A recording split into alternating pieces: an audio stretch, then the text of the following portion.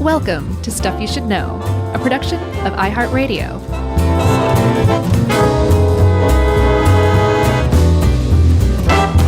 Hey, and welcome to the podcast. I'm Josh, and there's Chuck, and Jerry's here too. And this is Stuff You Should Know, the In Way Over Our Heads edition.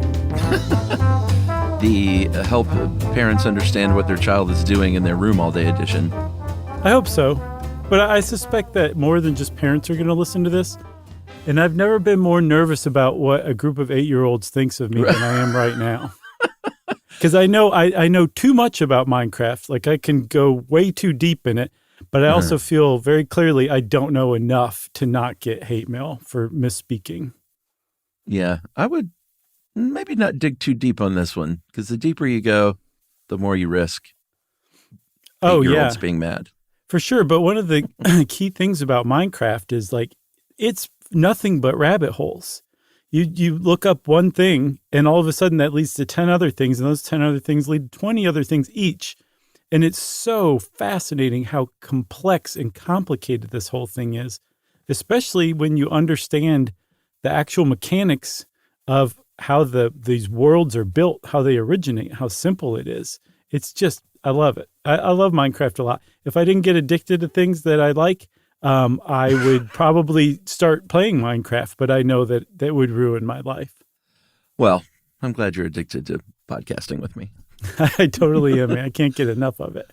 Yeah, I mean, if that wasn't clear, all that we just said, like, this is officially a COA. Like, this will be a broad overview of a very, very, very dense game that neither one of us play. So we're going to get stuff wrong. We're not going to dive into things you want us to dive into. So just the emails, to like, be disappointed. Yeah, like, I can't believe you didn't mention blank. Like, just save it. Yeah. Yeah. And thanks to Ruby, we got a little help. Yeah. We sent some questions last night that I guess, we'll pepper in it if they apply.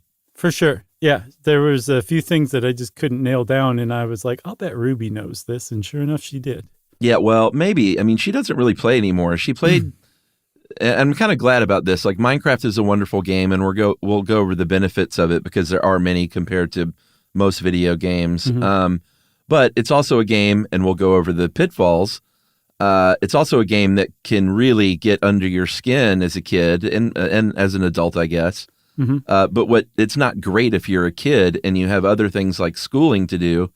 If you have a kid that's super, super, super, super into it, and she never got that into it. She really enjoyed it, but she's the kind of kid, if, like, you take it away or if it goes away for a minute, she's like, what? All right, I'll just do something else, which is just good. She's not going to give you the satisfaction of punishing Maybe? I don't know. Honestly, think she just forgets. Oh, cool. Because she was all into the Roblox game, which is a whole other kind of game, and, like, really into it. And as a punishment for something, we wiped it off our iPad along with everything else except for music. Like, were you yelling when you did it? No. Okay. But we just cleaned the iPad free of everything except for podcast and music. And it's like the next day she was like, oh, all right, whatever. That reminds me, do you remember Dr. Katz, the 90s cartoon with the squiggly lines? Of course, I loved Katz. And Dom Herrera was a regular on that. Yeah, oh, man. He's a great. Bit. Yeah, he is great. He was talking about how cats just never give you the satisfaction. Yeah. Of, like, no matter what you do to them, they're not going to let on that you've bothered them. So, like, he gave the example of throwing a cat through the air, and the cat would be like, thanks, my man. I wanted to go this way anyway. Well, Ruby's so into cats, too, so maybe that's it.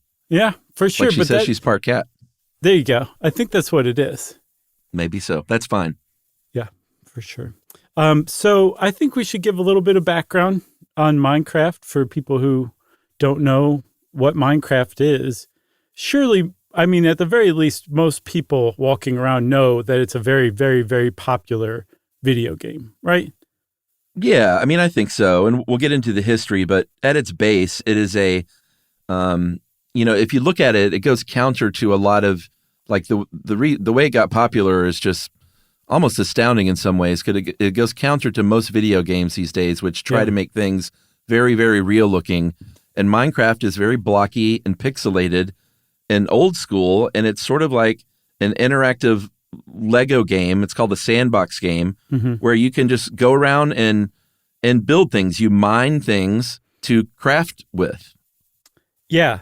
I mean, that's the point. And there's plenty of things to do. Like, it's not like nothing happens. Yeah, sure. Like you can, because there's so few rules, because there's no real point to it. There's not like a game that you like want to win or conquer or anything like that. Like, it's essentially up to the limits of your imagination what you do in this amazing blocky world. Yeah. And despite those blocks, despite the fact that there is no real plot, it is the best-selling PC game of all time, second to Tetris as the biggest video game. And Tetris, by the way, that's coming. We need to do. That's got a great story to it.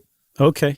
So we need to do one of those. But yeah, it's one of the all-time giants, and it was created by a kind of not very good dude named Marcus with a K Persson of Sweden, a.k.a. Notch. Yeah, and he was a coder from way back. Like, he taught himself on a Commodore 128, which came out in 1985. Not quite sure how old he was when he was working on it, but just suffice to say, like, that's like you really had to understand code to code with one of those things, right? Mm-hmm. So he was like a game developer, a coder from the outset, essentially. And he got a couple jobs at some of the big game companies in Sweden. And he was working at one of them, I think it was King.com, when he was inspired to kind of create his own game. And he was playing a game called Infiniminer, right? Am I saying that right? Like Infinity Miner, but without the T part? Yeah. Okay. And essentially, you mine resources and you build stuff with these blocks that you mine. It's a mining game, essentially. Sounds very familiar. And he's not like shy about saying like, this was a copy, a spoof basically of Infiniminer. But it was also inspired by some other games, like one called Dwarf Fortress, which is really simple, but all of the characters involved and all of the non-player characters kind of have their own drive and decisions. So a lot of random stuff can happen in there. And then also Roller Coaster Tycoon, where you could just build your own roller coasters. So if you put all those three things together, you have kind of the rough outlines of Minecraft, which he really started releasing, I think, in 2009.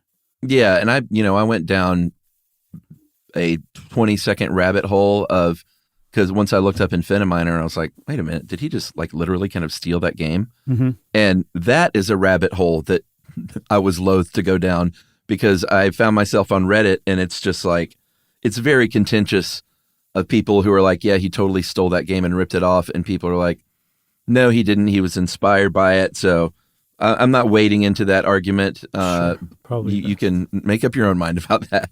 Right.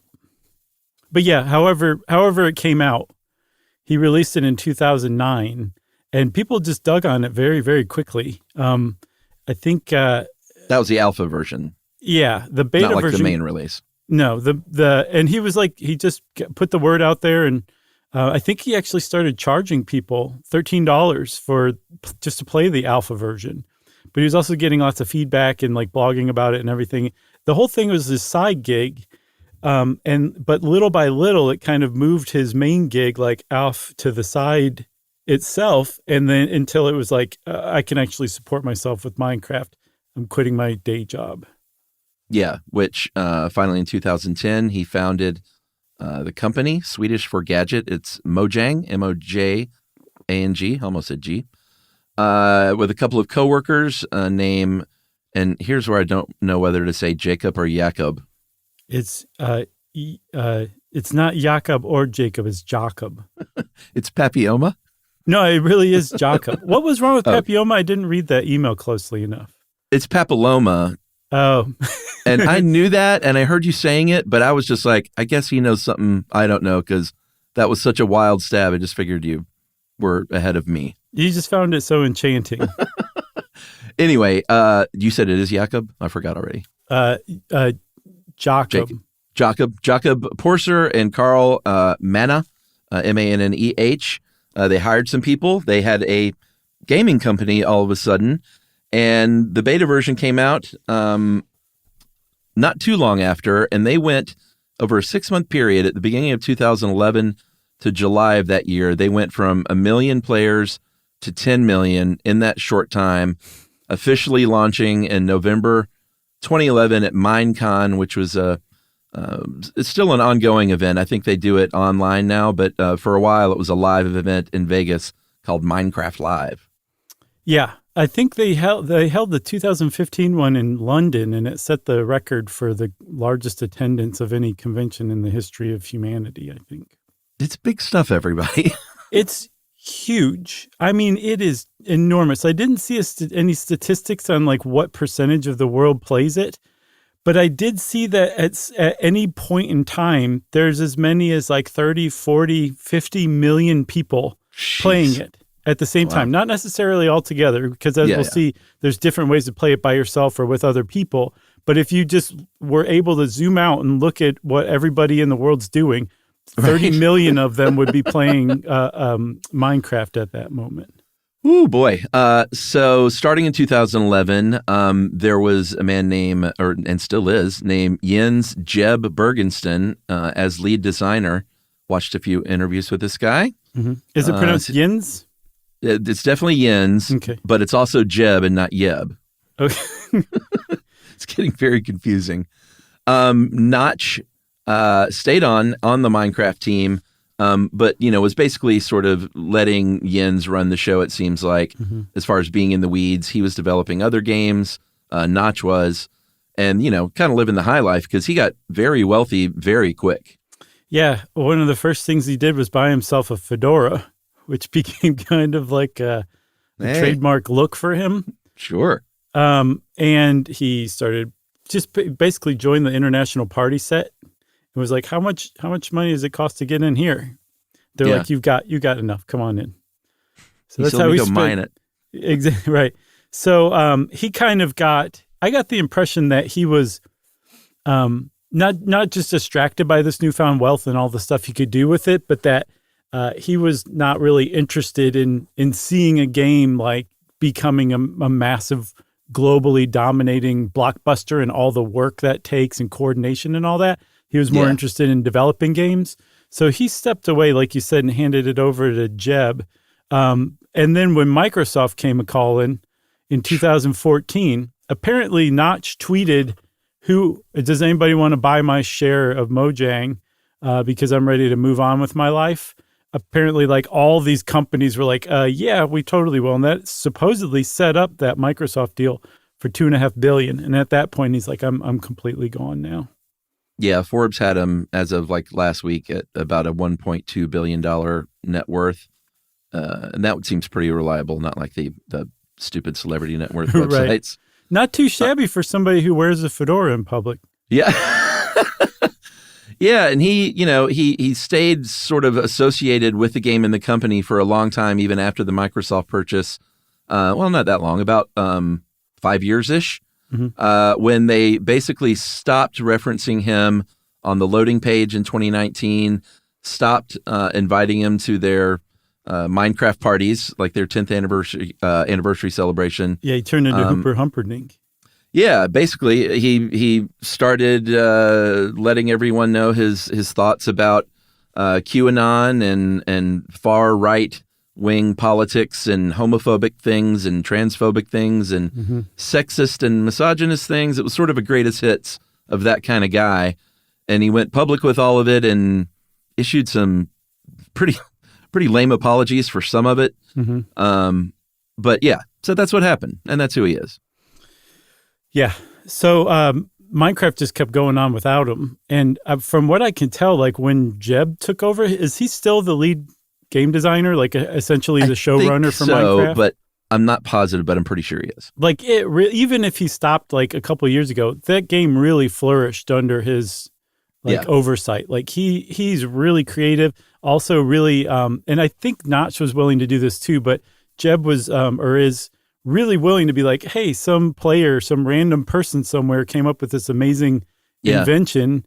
We're going to actually release it as a update or add-on or something to the game. Like and it's a really creative, flourishing game still because of that guy, from what I can tell. Yeah, totally. So there are 3 modes, and this is the regular unmodded version, because as you'll learn, you can modify it all in all kinds of, creative, kind of crazy ways. Yeah. Or vanilla mode. But if you're playing just that regular version that my daughter plays on the PlayStation, you can play in survival mode, hardcore mode, or creative mode. Right. So survival mode is like the kind of like where the game part comes in. Like you can actually die. So you're doing all of the interesting stuff that you do in Minecraft that we'll, talk about more extensively.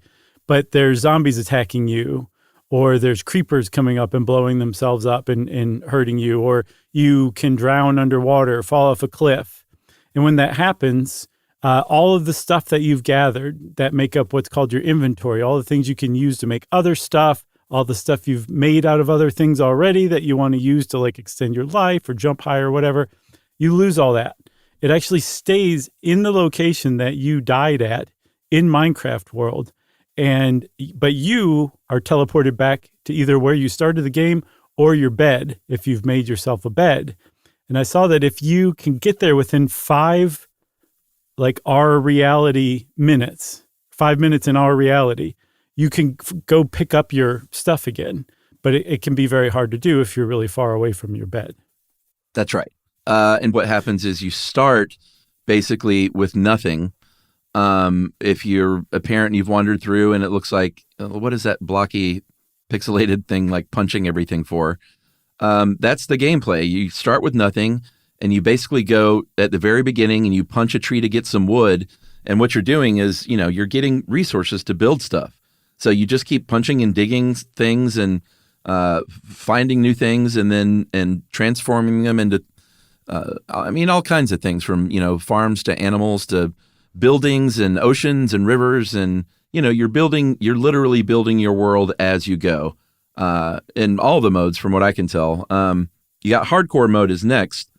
But if you die, like the game is over, which is kind of a bummer, I guess. Yeah, because you can get really far and develop a lot of stuff. So when you're walking around like punching stuff, like punching a tree, you're punching a tree to get wood. And when you collect some wood, you can actually turn it into, say, lumber. And if you combine that lumber with something else you've gotten, I don't remember what, I think wool from a sheep. Sure. You put it together, you build yourself a bed. It's one of the first things you're supposed to do. You're supposed to build a shelter and make a bed in your shelter. And the reason why you want to make a bed is because if you die in survival mode, you basically, it's called respawning. You wake up, you're teleported back in your bed to start over. The problem is all of that stuff that you've accumulated, all the lumber and all the wool and all the things that you can make by combining those things, they make up what's called your inventory. And your inventory can get pretty extensive the longer you stay alive and play and do stuff in the Minecraft world, and you lose all that stuff. It's gone. It's actually physically in the Minecraft world where you died. And if you could make it over there in time after you respawn, you could pick that stuff up, but it can be really hard if you're really far away. And then with hardcore mode, like all that's just gone forever. You have to start the game over completely. And the reason that I know that that's true is because Ruby answered that question. Yeah. That was actually the funniest answer, because you said, hey, if you die in hardcore mode, is that it? Is everything gone that you've ever built? Mm-hmm. And she said, yeah, it's hardcore, Josh. She doesn't play that mode, though. She plays the third mode almost exclusively, I think, when she plays, which is creative mode. And this is the super cute, fun one that when you see your 7 and 8 year old daughter playing, you're like, this is the greatest game ever. Because I sat down with her one day and watched, and she's just like, oh, look, this is my farm, and this is my garden, and these are my sheep, and this is my animal pen, and this is my house, and look, I've got a pool on the top floor, and I've got a deck, and it's just really creative and super sweet and fun. You can fly in creative mode, like if you want to get up to the top of your thing, you can fly up there, and the best thing is you can't be harmed. There's no zombie coming to kill you. No. You just do fun stuff. Like you said, farm. And it's not like, I built a farm and now this farm's running. Like you build the farm and then you have to operate the farm to keep it going. It's just amazing and neat. All the stuff that you can do in this game. It's just crazy. And we'll talk about some of just the mind-boggling stuff that people make. But one of the cool things about it is you can build this world by yourself, or you can work with others, play with others, people in your house using a local area network, or there's Minecraft servers to where you're building a world together, and like other people can come in and walk around your world and hang out with you and sometimes mess with you in your world too, because it's a giant shared world. Whereas there's also another version, which I take it Ruby was playing, where that's your world. Nobody else can come in because it's just on that one computer. It's not being shared with the rest of the world. Yeah, and we just didn't know enough about it and said that's the only version you can play, because the last thing I wanted was some, I know. I don't want her meeting those people. So I'm sure there's a lot of fun that can be had on those, multiplayer private server games. I'm sure it's great in most ways. Yeah. There are some very cool versions of that. There's one called Pixel Minecraft, where they have recreated the gameplay of Pokemon within the Minecraft world, which is super cool. Yeah. And some of these are like full-on companies. Livia found this. Boy, God bless Livia for the breadth of things that she helps us with. Yeah, for sure. It's like, how about philosophy and then Minecraft? Right. But there's one called Hypixel, which has like 40 developers on staff and got bought themselves by Riot Games, one of the big companies, in 2020. And, these are all just modifying this game that was so popular already. It's really, really kind of nuts. Yeah, I would say a cottage industry has grown up around it. About like 50 different cottage industries have grown up around it with a bunch of different companies in each. That Hypixel, to give you an example, they make like games you can play in the Minecraft world. Yeah. So like there's one called Skyblock where you start out on just a little patch of ground floating in the sky with a single tree and a couple of resources, and you have to build your way out of that. You have to expand it with way more limited resources than you would get normally. There's a one called Bed Wars where your point is to like destroy your friend's bed so that they can't respawn in their bed again. They have to go back to where they started the game. Yeah. It's fun stuff. But that's on their server, and they modified Minecraft, and the makers of Minecraft, Mojang, don't sue those people because you put it all together, and it's almost like the Wikipedia of games, where the entire world has collaborated on making this amazing game that is Minecraft. I wonder if because he so heavily borrowed, let's say, from Infinity Miner or Infiniminer, that he was like, maybe I'll just sit back and be super wealthy and not worry about these people that are doing this stuff. Maybe, but also the mind-boggling thing is now Microsoft owns it, and they don't sue other people who create good mods. Point. It's nuts. There's something weird going on here, man. All right, well, let's take a break, and we'll be right back to talk about who the heck is playing this game and more about the world right after this.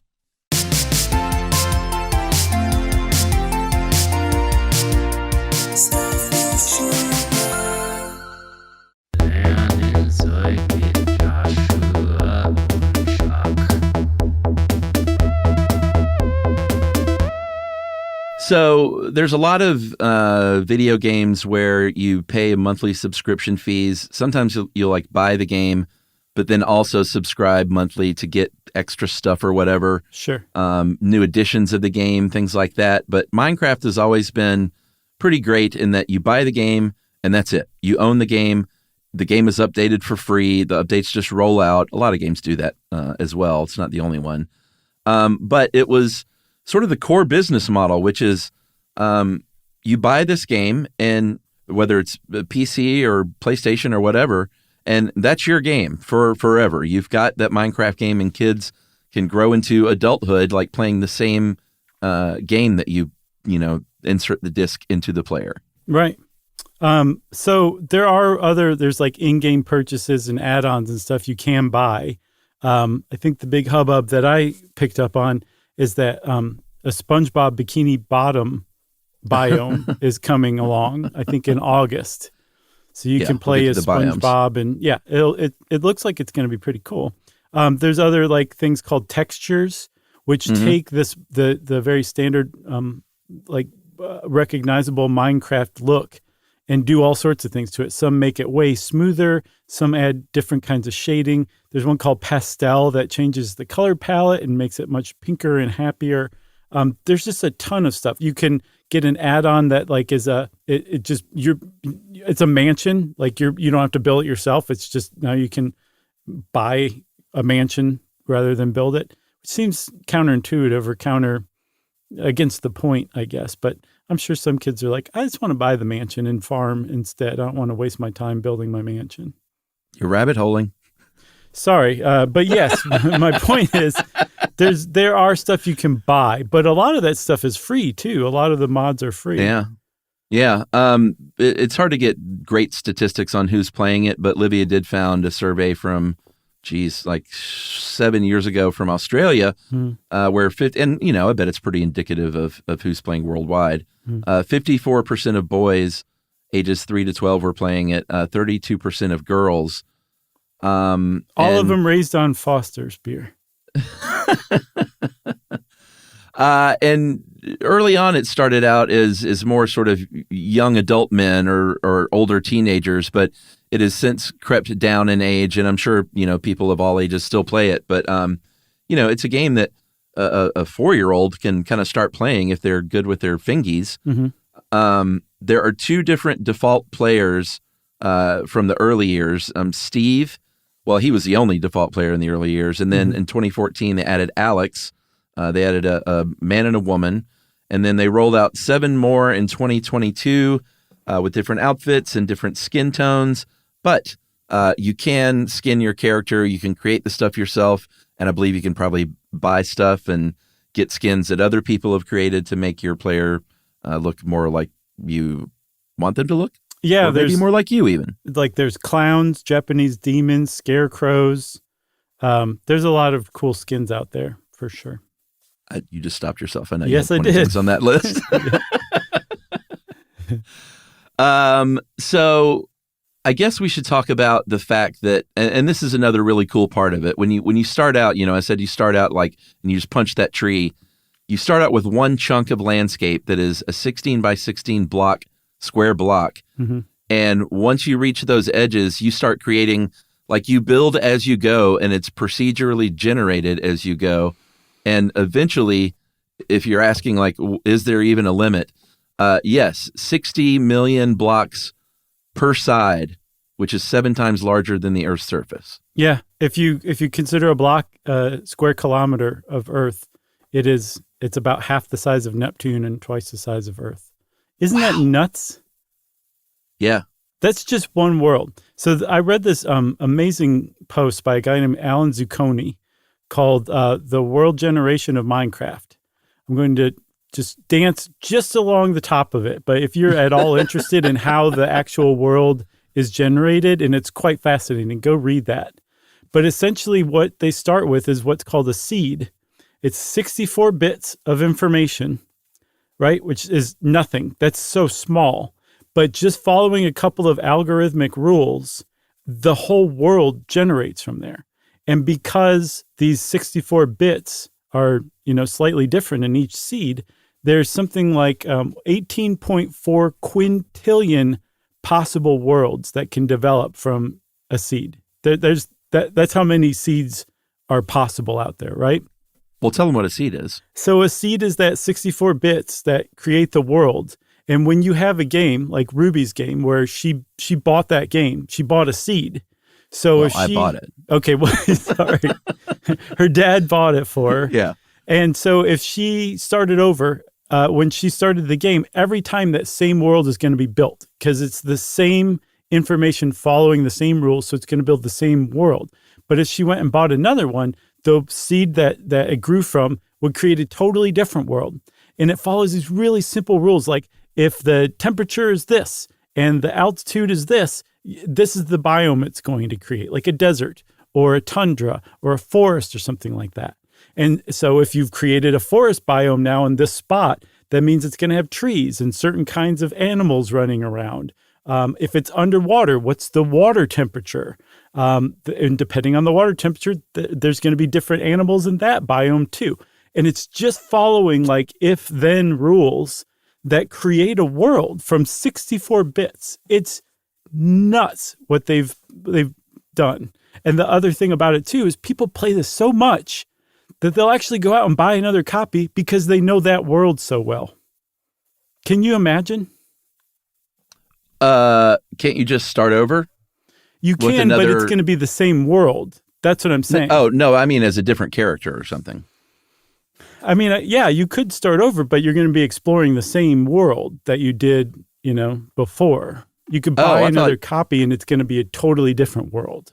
Oh, I thought if you started over as a new, like if I logged in as me in her game, I could just start as whatever I wanted. No, because it's the same seed. Yeah, you could be a different character, skin it or whatever, but the world start be the from same. scratch. Yeah, the world will still be the same because it's growing from the same seed.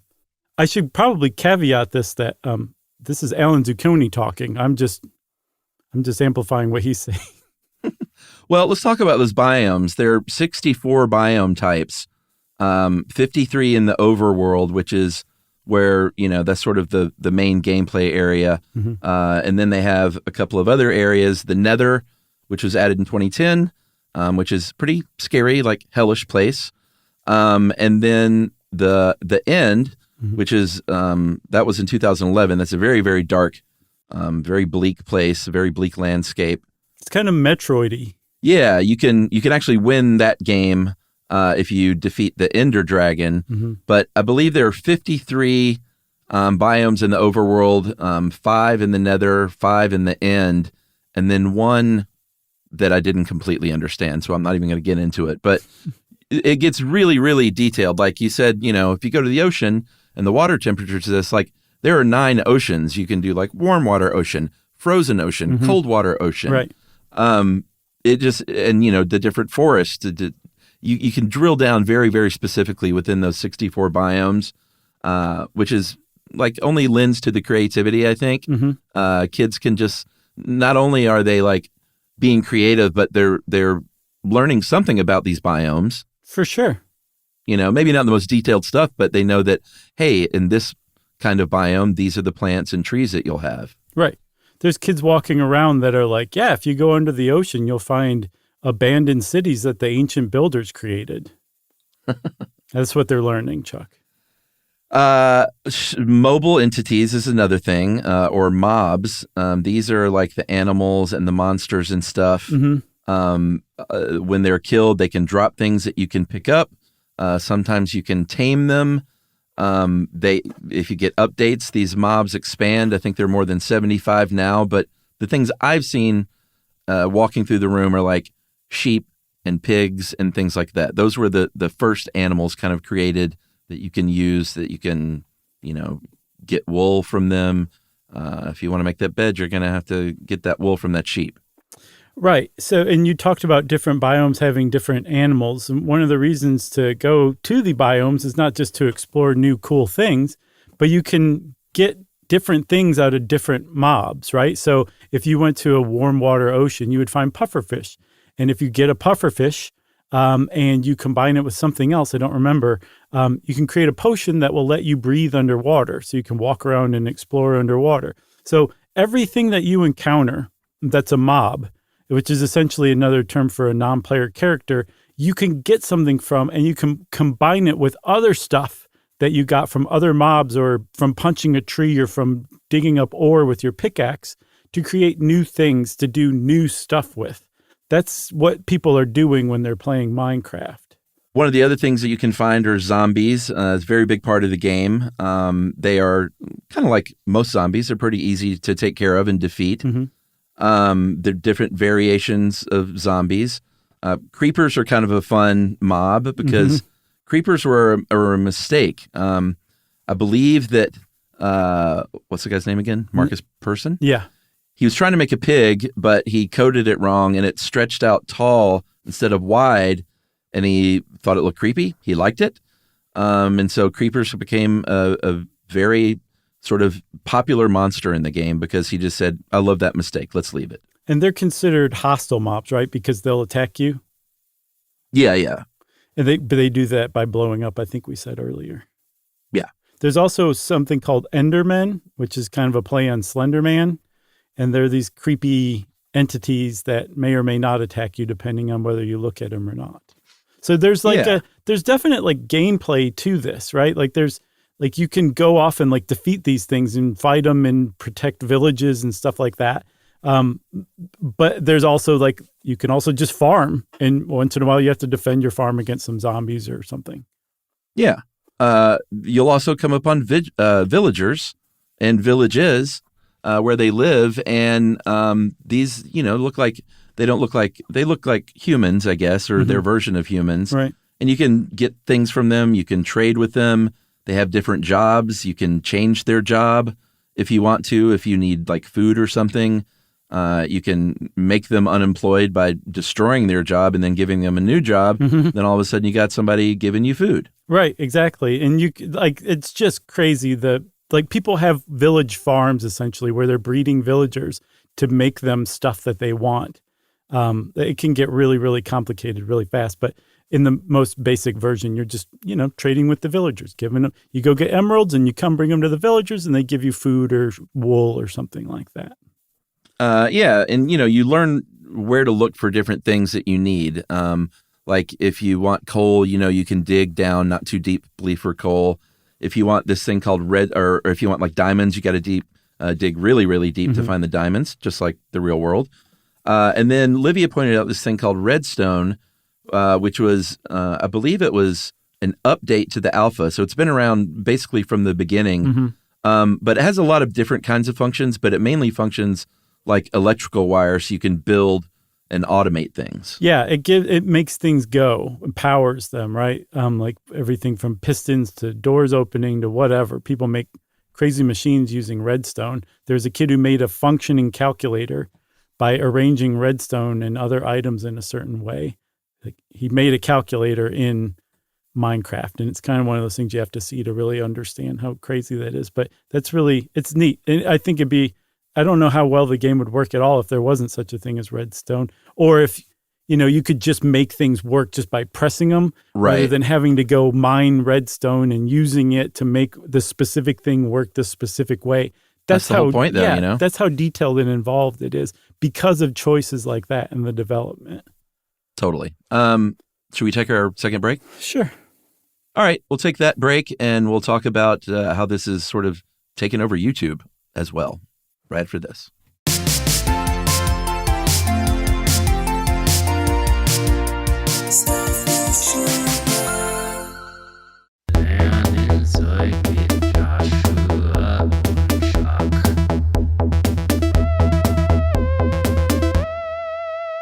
Okay, Chuck, so you mentioned YouTube, and that is basically the official outlet for Minecraft. That's where Minecraft pours out into the rest of the world. Yeah, we'll go over some of the ways YouTube is utilized. It's very, very, YouTube is full of Minecraft stuff. But one of the things that sort of alarmed me and kind of disappointed me with this and Roblox is that kids will just sit around watching people play this game on YouTube. Yeah. Sometimes it's like to learn how to do things, but with Ruby and her friends, I will see them just sitting around and watching it instead of playing it. And I'm always like, as a parent, I'm like, oh God, can you play the game and like get involved and, but I try to pick my battles and just limit it, Well, they've really turned things around on their head. If you're like, man, can you please play the video game? Seriously. It used to be, can you go outside? Now it's like, can you play the video game rather than watch other people play? Yeah, that's a good point. That's how far we've slipped. I get it, though. It's like essentially she's watching an unscripted TV show or movie or something like that. And there are people that do that. There's something called survival multiplayer channels. There's one called Dream SMP. I think they disbanded. But essentially they had loosely scripted story arcs that they acted out in Minecraft world as kind of fictionalized versions of themselves, like our Stuff You Should Know TV show. And there were just plots that took place, and people would watch YouTube videos of these essentially shows created in Minecraft. Yeah, there's one guy named PewDiePie, PEWDIEPIE. Mm-hmm. It's got 111 million subs, and is a very, very, very wealthy man. Yeah, he was one of the first like genuine YouTube stars. I think he was as big as it got for a while. And then, good for him. I'm not knocking it, by the way. He was toppled by I think a Bollywood record label. There was a competition. Like a 4-year-old from Taiwan. Right, exactly. Who opened Minecraft Lego gift sets. Yeah. But yeah, so PewDiePie got very, very wealthy just essentially from starting out from playing Minecraft videos. And you said people watch people playing Minecraft. They'll watch speed runs, see how fast they can go. There's parody music videos set in the Minecraft world. Like, I think it's one of those things where like you can't get enough Minecraft once it gets under your skin to where if you're like, I don't feel like playing today, I'm going to watch somebody else play and that will satisfy that itch. Yeah. And you know what? Now that I've said that, save your emails, everyone, because yes, at home, I used to sit around and watch my friends play Adventure when they played and it was their turn. Mm-hmm. And I would hover over the shoulders of my friends at arcades and watch them play the games. So we did the exact same thing, and I take it all back. Yeah, but that's a little different because you're sitting there like willing your friend to hurry up and die so it can be your turn. You know? Yeah, it's a little different. Sure. Yeah, you're up next. That's the reason. And what else are you going to do? You know, you're on your 8th Orange Julius. You're not going to go get another one of those, so you might as well stand around and watch. Yeah, and your quarter's sitting there flat on the screen of the arcade game. Mm-hmm. So you're definitely next. Oh, man. Those were the days. What else? You want to talk about the lore at all or move on? Yeah. Well, I mean, I think it's kind of cool in that if you have a world like this, you're gonna get some stuff like fan fiction, even though technically Alex and Steve are sort of until they release the other ones were the only two kind of characters. Mm-hmm. So it's it's a little weird to have fan fiction about these two blocky people that really have that nothing about personality wise. Sure. I guess that's the point of fan fiction. They've also come up with this stuff. This sort of like fan fiction, where you talked about the ancient builders, like they've created this backstory sort of the ancient ones who created the original structures in the game, and like where did they come from? So like the creativity is really off the charts, Yeah, it's yeah. That's the thing about it is we'll see like one of the big benefits of it for kids, but also for anybody is it really gets your imagination and creativity going along with some other stuff too. What about Hero Brian? Hero Brian is a legendary character. From what I saw, Notch said unequivocally that Hero Brian doesn't exist in Minecraft world. There was a 4chan post from years back where somebody claimed to have encountered Steve, but it was Steve with all white eyes, and he was a weirdo doing weird stuff following him around the Minecraft world, and that became the legend of Hero Brian, this character that supposedly is the ghost of Notch's dead brother. Right. But Notch is like, I don't even have a brother. I have a half brother I've never met. So no, there's no Hero Brian. Sorry to bust that bubble. Yeah, and I believe like in mods and things, people have created that kind of stuff, but in the official Minecraft game, there never has been one, even though people swear that they've come across Hero Brian. Exactly, yeah. So there's a lot of ways that you can modify Minecraft yourself. Again, one of the cottage industries is creating editors to let Minecraft players modify the game to their own specifications, to let them do things like, jump really high in survival mode or fly or whatever you want to do. But one of the things that people have done is build stuff with or without modifications. And the less you modify, the more impressive your build is. It's what they're called, their builds. For example, one kid named Atmospheric Beats. This is incredible. Who may or may not be Travis Hicks. I found a YouTube video and a Reddit post. Who's that? I can't imagine there's too many people running around making 1-to-1 scale models of Kansas City in Minecraft. Either way, there is a 1-to-1 scale model of Kansas City, every building, every tree, every street, and you can go inside every building. It's just completely true to life. In Minecraft, somebody built that. I want that for Atlanta because I would have fun running around there. Well, there's a whole group called Build the Earth where people around the world are creating like faithful to life recreations of buildings. The point is to recreate every building on Earth. So you can do that. Okay. Maybe I will one day. It gets even cooler if you're like, all right, Kansas City, 1-to-1 scale model, not bad. Scale model of the entire Earth, not pretty impressive. There's an 18-year-old, this is a couple of years ago, so I guess he's 20-ish now, a YouTuber named Christopher Slayton. I think his real name is Chris DeCal, or is it the other way? It's probably the other way. I thought Slayton was the made-up thing, not DeCal. Slayton. If it was like Slator, maybe. Yeah, I had that reversed, but he made a model of the observable universe. Did you see the video of this? Of his explanation? Yeah. It wasn't like he was like, oh, I'm going to draw this in Minecraft. The kid did the physics required to create the models of the universe. I mean, like everything from like nebula to galaxies to the sun. Like you can zoom into pixels on the sun. It's just one of the most impressive things I've ever seen in my entire life. Would that be a photon? I guess so. It'd be a 1 kilometer square photon.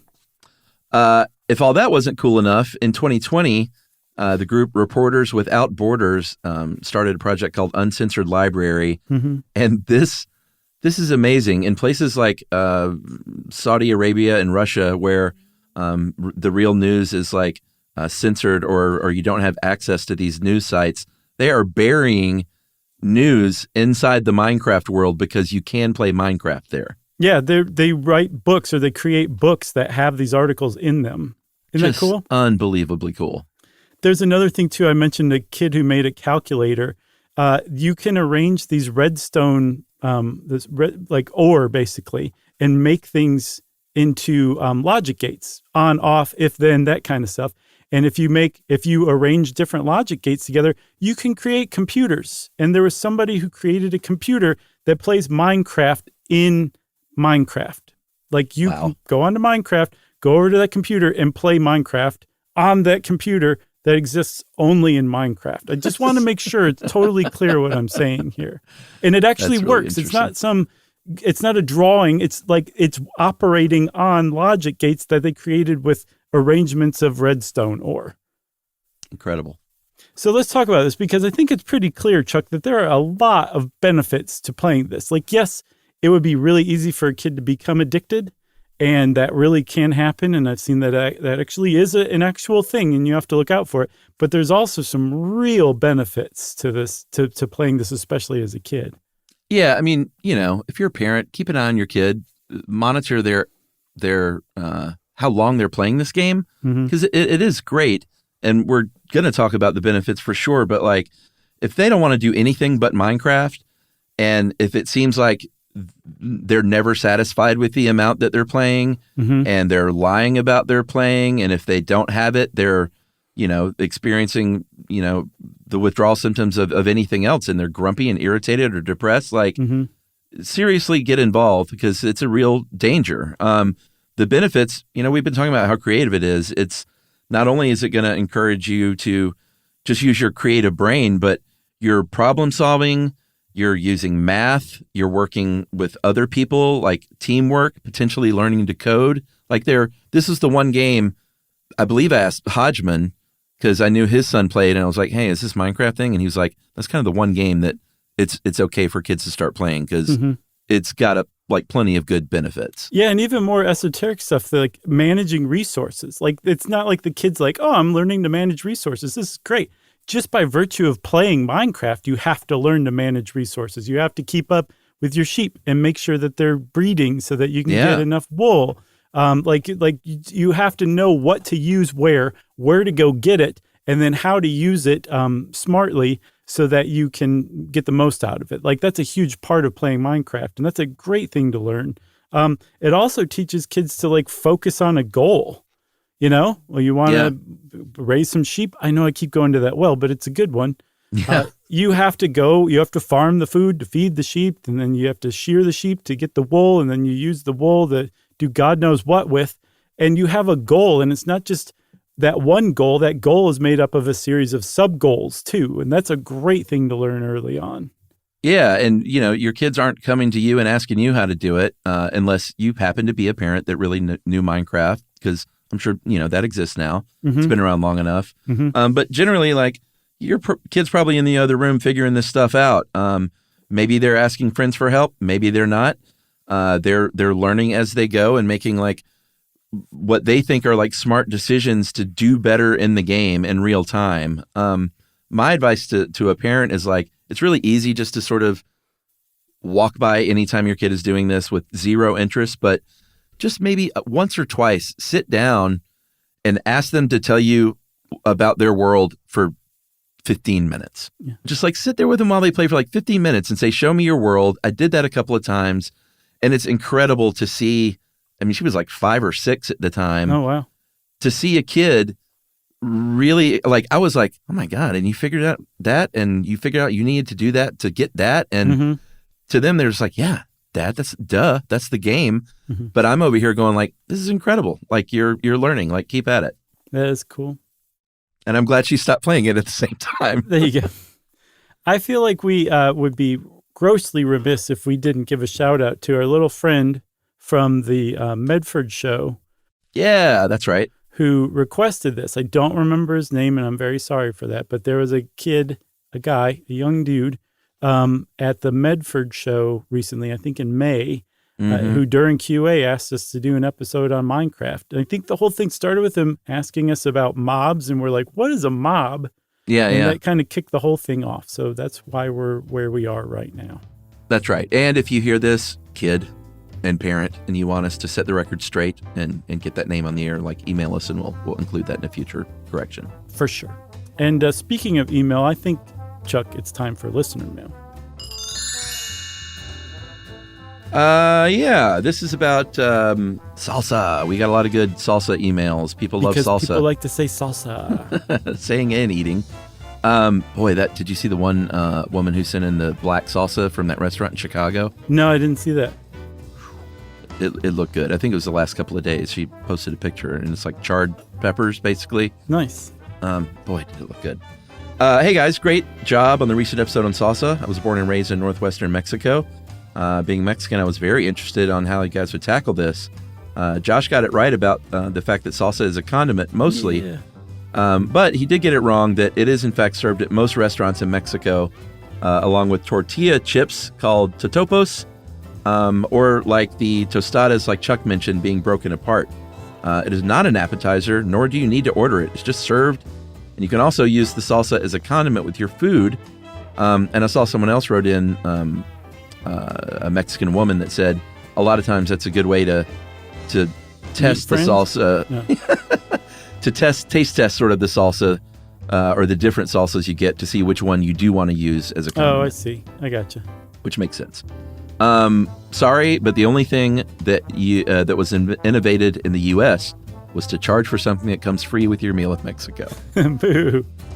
Boo, indeed. Also, guys, tortilla chips go back to the pre-Hispanic era with the Mexican word for tortilla chip, again, totopo, coming from a Nahuatl word meaning to toast or brown.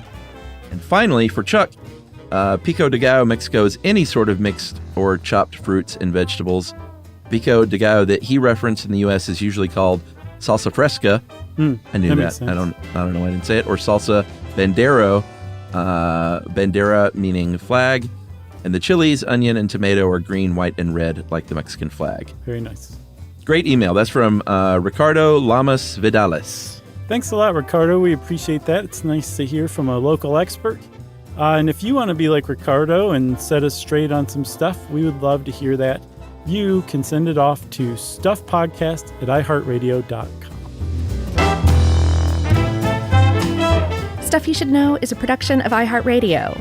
For more podcasts from iHeartRadio, visit the iHeartRadio app, Apple Podcasts, or wherever you listen to your favorite shows.